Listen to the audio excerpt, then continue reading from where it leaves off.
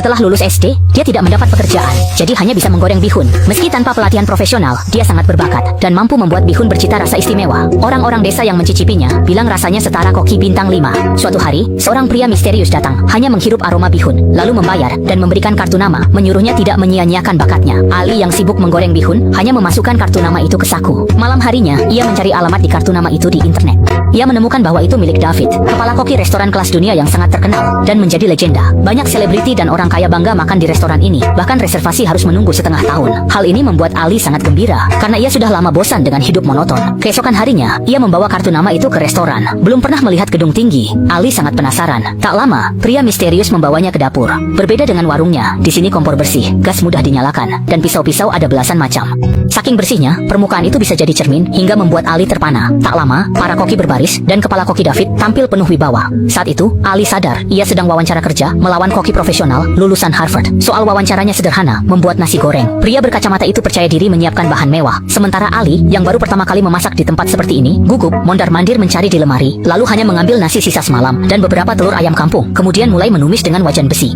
Gayanya tetap seperti di warung kaki 5. Pria berkacamata tenang dan teratur, mulai dengan melelehkan mentega di panci mewah, menambah kacang polong dan wortel, lalu nasi baru, menumis perlahan dengan api kecil, rapi dan elegan. Ali memasak dengan api besar tanpa peduli penampilan, jadi cepat selesai. Kedua nasi goreng disajikan bersamaan, satu bening, menggoda, lengkap warna, aroma, dan rasa. Yang lain berantakan seperti nasi goreng kaki 5. Jelas, nasi goreng bintang 5 memang seperti milik pria berkacamata, mewah dan rapi. Kepala koki hanya mencium aroma nasi goreng Ali, dan langsung menyuruh pria berkacamata pulang. Pria itu kecewa, bertanya pada David apa kekurangannya, tapi malah ditampar. Karena reputasi David, ia menahan diri dan pergi dengan perasaan tertekan. David menjelaskan Ali menang karena memakai nasi sisa semalam, dan banyak hal mewah hanya tampak luar. David lalu mencium leher Ali, menyuruhnya melepas pakaian kaki 5, dan mengenakan seragam dapur mewah. Setelah berganti pakaian, Ali seperti lupa cara memasak. Semua ini agar dia bisa menggantikan posisi sous chef yang baru mundur. David mengeluarkan daging sapi salju, mendemonstrasikan sekali, lalu meminta Ali langsung mencoba. Daging kelas atas ini sangat menguji keterampilan pisau. Setiap potongan harus bersih, tegas, dan setebal 2 mm. Ali, yang biasanya hanya menumis kue tiaw, merasa gugup. Saat hendak mundur karena takut, ia dimarahi kepala koki karena lamban, membuatnya makin ragu. Cara memegang pisau dan teknik memotongnya pun dimaki habis-habisan. Mata Ali berkaca-kaca, tapi ia tetap belajar. Sikap arogan kepala koki sudah biasa bagi orang di sekitarnya. Setelah memotong daging, tantangan berikutnya adalah mengatur panas saat menumis wagyu.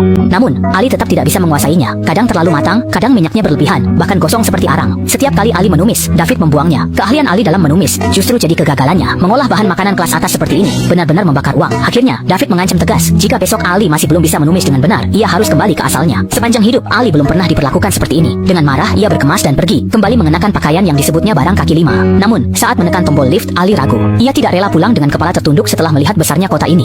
Ia tidak rela seumur hidup terkungkung di tempat kecil itu. Ia kembali ke dapur, terus menumis dan berlatih, meski lengannya memerah terkena api. Ali tak percaya menumis daging sapi yang tampak mudah, ternyata lebih sulit dari nasibnya. Siapa bilang pedagang kaki 5 tak bisa jadi koki hebat? Sampai koki lain pulang, Ali tetap berlatih. Esoknya, rekan-rekannya mendapati ia semalaman tidur di dapur. Saat kepala koki David datang, Ali menatapnya penuh tekad, siap memamerkan hasil latihannya. Ia mengambil daging wagyu 2 mm, memasukkannya ke wajan, menumis dengan gerakan mantap. Daging itu sebentar saja di wajan, lalu dihidangkan. Kepala koki melihat, daging wagyu tampak menggiurkan.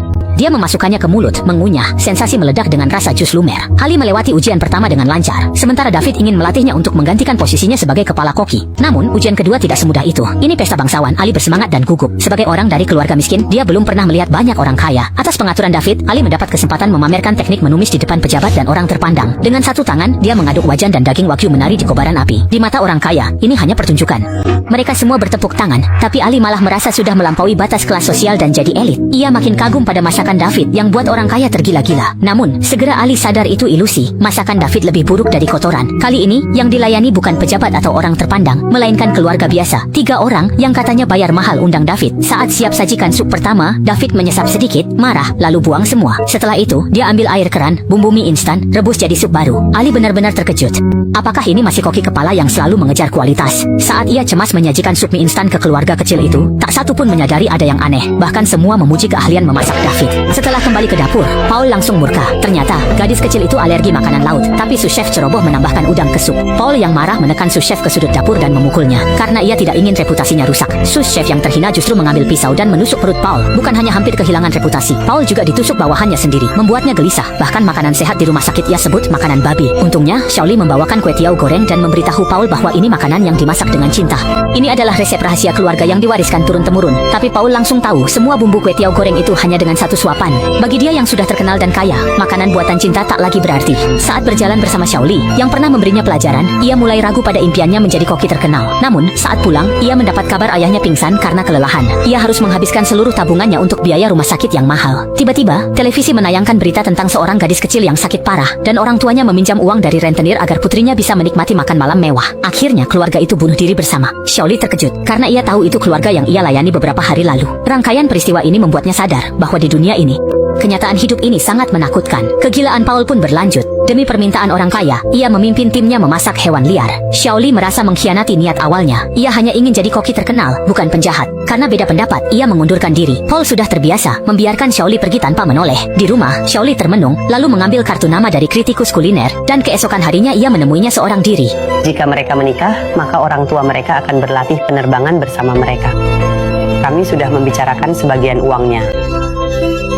Kata-kata ini langsung menyentuh hati Xiaoli. Mereka mendirikan restoran baru, menjadikan Xiaoli koki utama dan membentuk tim. Restoran itu dinamai Flame. Dia ingin memakai keahliannya dalam teknik tumis api besar untuk menciptakan menu sendiri. Awalnya, Xiaoli ingin hidup rukun dengan anggota tim lain, tapi dia segera sadar bahwa untuk bertahan lama dan menjadi terkenal, tidak ada demokrasi di dapur, hanya kediktatoran. Dia menerapkan gaya manajemen Paul, membuat semua bawahannya patuh dan menurut. Dengan promosi besar dari pecinta kuliner yang tak segan mengeluarkan uang, Xiaoli cepat menjadi koki wanita paling populer di daerah itu. Untuk mendapat lebih banyak kesempatan menonjol, pecinta kuliner membantunya mendapat undangan ke jamuan makan malam milik Nyonya Kaya Raya, yang juga cucu tertua keluarga kerajaan setempat. Namun, mengejutkan Xiaoli, Nyonya itu tidak hanya mengundangnya sebagai koki. Di seberang area kerjanya, berdiri tim dipimpin Paul. Ia mulai sadar, di balik semua ini tersembunyi perang berdarah. Xiaoli pun memakai menu ciptaannya sendiri. Ia menciptakan hidangan yang memukau semua orang.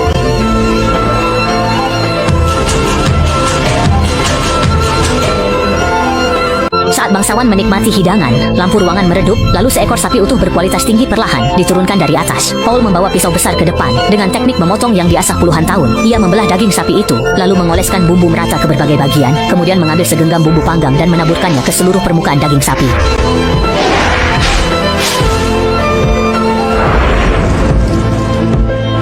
Saat tungku api di lantai dinyalakan, seluruh sapi langsung dilalap api. Itulah hidangan andalannya. Seorang nyonya bangsawan berjalan ke depan. Lalu Paul hati-hati mengiris daging sapi, memastikan ketebalannya rata. Dan seperti menyuapi bayi, ia memasukkan potongan itu ke mulut nyonya. Sang nyonya terkejut, sementara wanita lain seperti kehilangan akal, segera mengerumuni meja makan tanpa celah. Lalu lahap menyantap daging sapi di atas meja. Melihat tatapan tajam Paul, Xiaoli tetap tenang dan perlahan mengangkat wajan penggorengannya. Dengan bahan termurah, Xiaoli menumis kue tiaw yang ia sebut kue tiaw cinta untuk semua orang. Mungkin bagi Xiaoli, hidangan bersama keluarga adalah makanan sejati. Ironisnya, para bangsawan itu, karena lingkungan mereka, belum pernah makan seperti ini. Mereka hanya memuji karena nama besar Xiaoli. Di seberang, Paul meremehkan. Ia mengangkat teko dan menuang kuah mie instan ke tiap piring. Ia hanya ingin memberitahu Xiaoli satu kenyataan. Orang-orang berpakaian rapi itu tidak mengerti makanan lezat. Yang mereka lihat hanya uang dan status.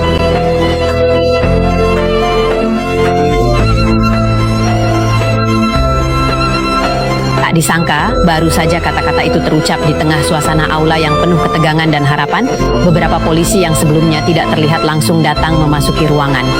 Kehadiran mereka membuat suasana di aula itu berubah, menambah rasa penasaran dan kecemasan di antara orang-orang yang hadir.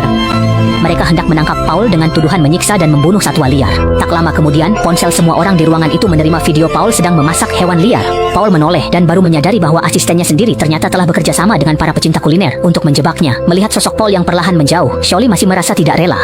Kemenangan ini tak pernah ia dambakan. Kemudian ia tersadar, ia telah menjadi boneka kapital. Si kaya hidup untuk makan, sementara si miskin makan untuk hidup. Kontras yang tajam ini membuatnya patah semangat. Ia kembali ke kedai mie goreng kecilnya dan bersumpah untuk menciptakan menu yang benar-benar miliknya.